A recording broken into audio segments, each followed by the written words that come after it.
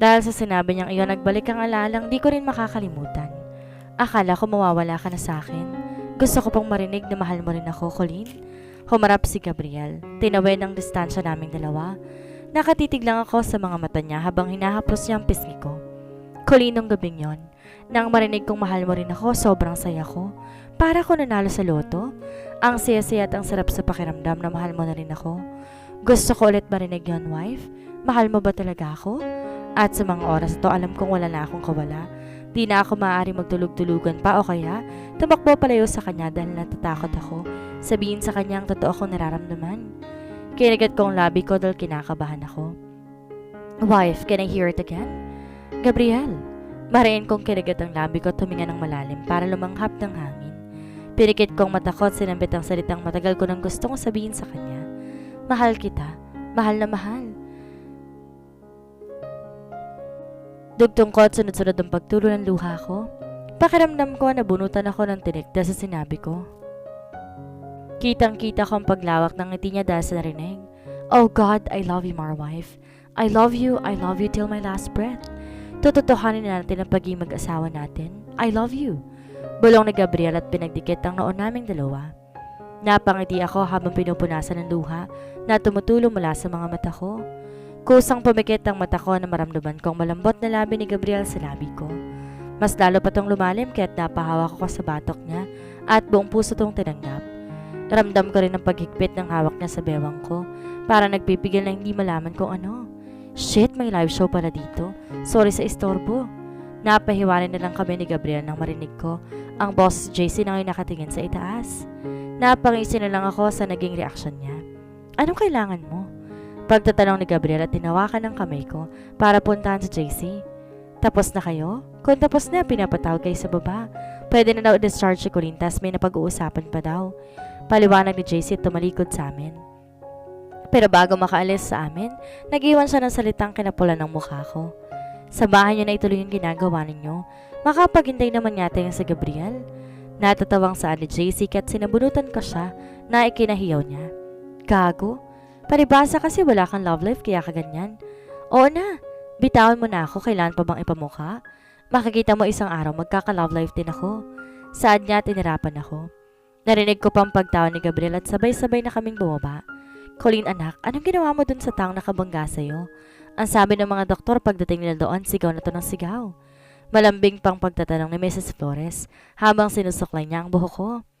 Pagkarating kasi naming dalawa ni Gabriel dito, naghintay na silang lahat sa akin dahil nag-aalala daw sila. Bago sumagot, kumamot muna ako ng ulo dahil ang dami na nilang tanong. Nagsabi ako ng totoo. Putol ko dahil nagtanong na naman si JC. Anong totoo? Ang sabi ko, hindi bubuhay ni Jimmy ang pamilya mo dahil pumalpak ka sa planong patayin ako. Tapos ang usapan natin. Umalis na kaagad ako.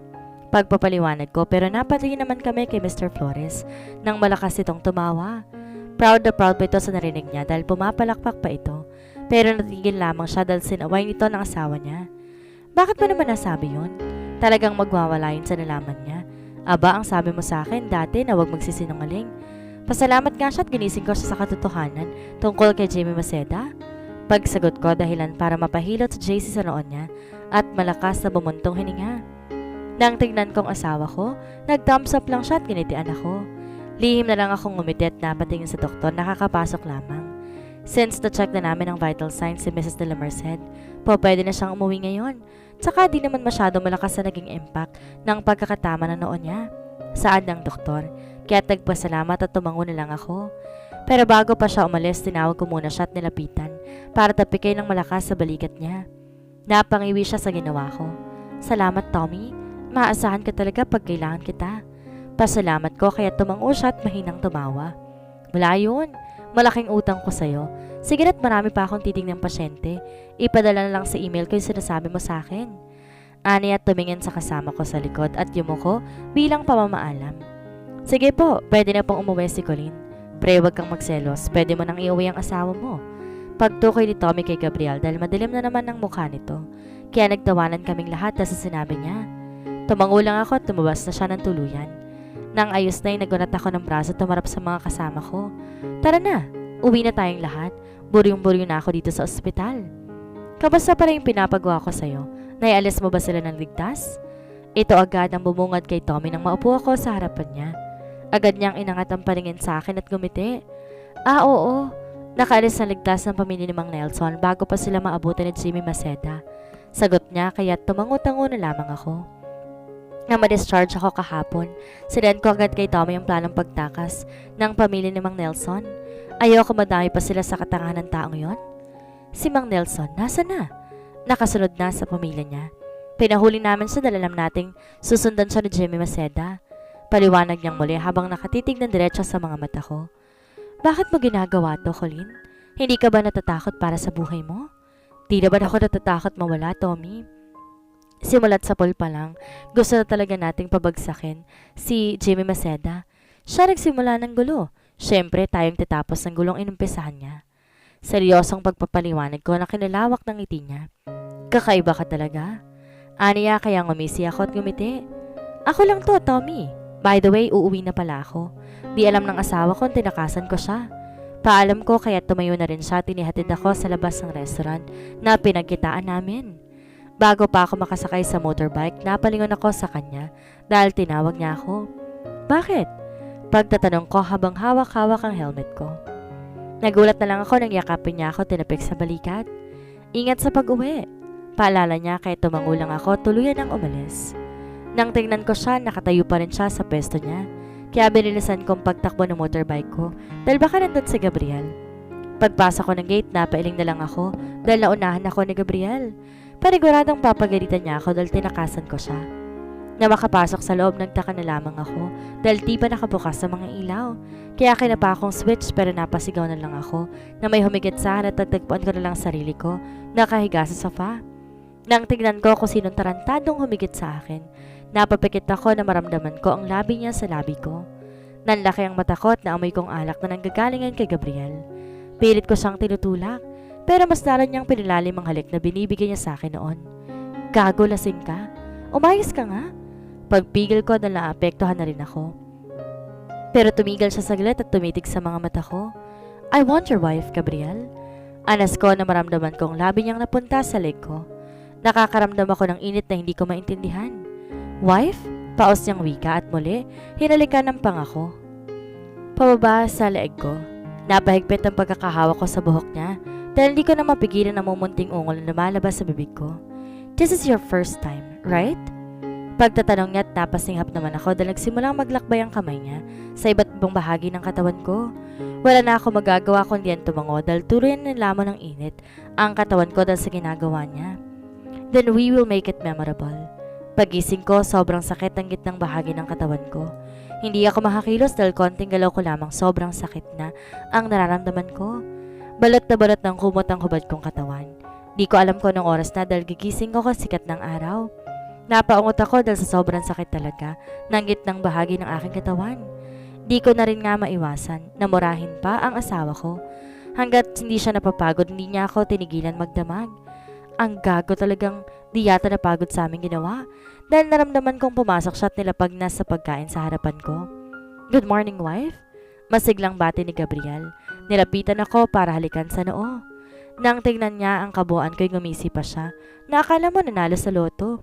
How's your sleep? Masakit pa rin ba? Malambing niyang tanong habang inaalalayan ako sa aking pag-upo. Bago pa man niya sagutin, sinamaan ko siya ng tingin. Puwisit ka? Akin ka pa rin hanggang ngayon. Pag-amin ko kaya't napasigaw na lamang ako nang bigla akong buhatin at dalhin sa CR. Napatakip na lamang ako ng katawan. Nang bigla, hilahin niyang kumot na nakapalibot sa katawan ko. Tumaas pa ang sulok ng labi niya dahil sa ginawa ko. You don't have to hide it, my wife. At nakita ko na yan kagabi. Saan ni Gabriel? Napalibot muli ang mata niya sa buong katawan ko. Dahilan para mamula ako. Umalis ka nga. Kaya ko ng sarili ko. Pagtatabuyan ko sa kanya kaya't bago pa siya umalis, muli siyang nagsalita. Also, I have to hear again screaming my name. Wife? Malanding saan niya kaya di ko na mapigilan. Buhatin siya ng bote at shampoo na nakita ko. Agad niyang iniwasan at tumatawang umalis na sa harapan ko. Nang maramdaman kong maligamgam na tubig, nang nilubog ko ang katawan ko'y nakaramdaman ng ginhawaan, lalo-lalo na sa pinakagitnang bahagi ng katawan ko. Habang nagkukuskus ako ng katawan ko'y narinig ko Ang pakatok ni Gabriel at pagsasalita. Wife, nandito si JC padala rin si Tommy. May nakita na raw silang lead tungkol sa illegal na negosyo ni Jimmy Maceda. Nang marinig ko yun, tumango na lamang ako at di niya na nakikita. Sinagot ko na lang siya na hintayin na lamang ako sa baba. Noted, I love you. Nang sabihin niya yun, wala na ako narinig. Kaya tumayo na lang ako, tiniyo kong katawan ko. Nang ayos ng lahat, nakapagbiis na ako. Bigla na lang ako napahawak sa bewang ko dahil kumirot-kirot ito. Habang pababa ako, narinig kong boses ng tatlo sa kusina, kaya doon na ako dumiretso. Ang una nakapansin sa akin si JC dahil siyang nasa gitna. Nang mapatingin siya ng hawak ko ang bewang ko, ay nagtanong na siya. O ano nangyari sa'yo? Nadulas ka ba kaya ka nakahawak sa bewang mo? Nag-aalala niyang tanong kaya't inalain ako ni Gabriel at umiling naman ako kay JC. Nag-exercise kami. Si Gabriel ang sumagot at nakita ko naman. Nagpipigil ang tawa si Tommy kaya't palihim ko siyang sinaman ng tingin. Kaya bumalik siya sa pagiging seryoso. Nag-exercise pala. Siya may paparating na mini ko rin at Gabriel dyan. Pang-asa na JC kaya't siya naman ang tinapunan ko ng tingin. Tunumong si Colleen, nagbibiro lang. Nalayas kayo?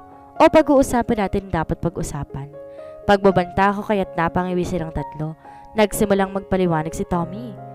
Sa Laguna namin natagpuan ang illegal na planta ni Jimmy Maceda. Kada gabi may naglilinis ito at sinecheck ang mga droga kung tama mga ito sa timbang. Ibig sabihin pwede tayong magpanggap na trabahador para maisakatuparan natin ang plano. Paliwanag ni JC na tinaguan na namin. Ibig sabihin, pwede na rin nating simulan mamayang gabi? Pagtatanong ko pa sa kanya, sa akin naman napunta ang atensyon ni Tommy. Oo, pero kailangan natin maghiwa-hiwalay para mapabilis ang planong gagawin natin mamayang gabi.